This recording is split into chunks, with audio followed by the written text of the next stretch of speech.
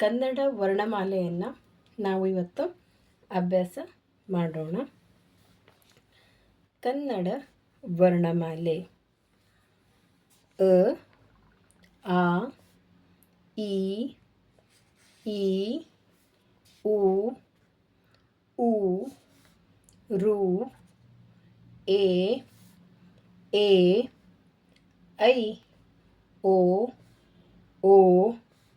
ಔ, ಅಂ, ಅಹ. ಅ, ಆ, ಈ, ಉ, ಊ, ರು, ಎ,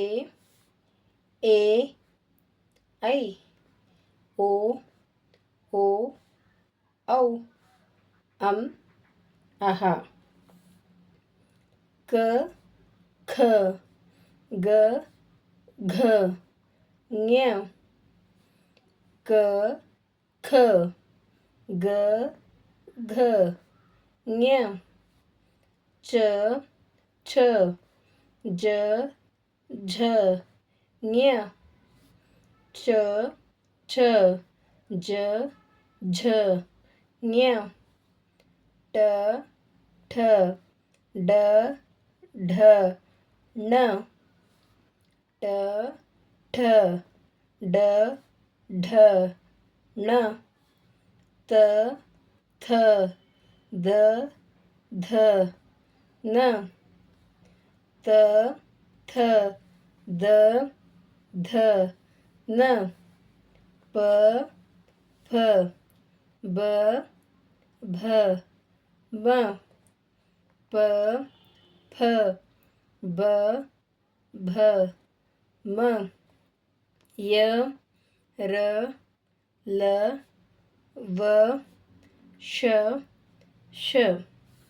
ಯ, ರ, ಲ, ವ, ಶ, ಶ. ಸ, ಹ, ಳ. ಮೊದಲು ಕನ್ನಡ ವರ್ಣಮಾಲೆಯಲ್ಲಿ 53 ಅಕ್ಷರಗಳಿದ್ದವು. ಅದರಲ್ಲಿ ಕ್ಷ, ತ್ರ, ಜ್ಞ ಮತ್ತು ದೊಡ್ಡ ಋವನ್ನು ತೆಗೆದುಹಾಕಲಾಗಿದೆ.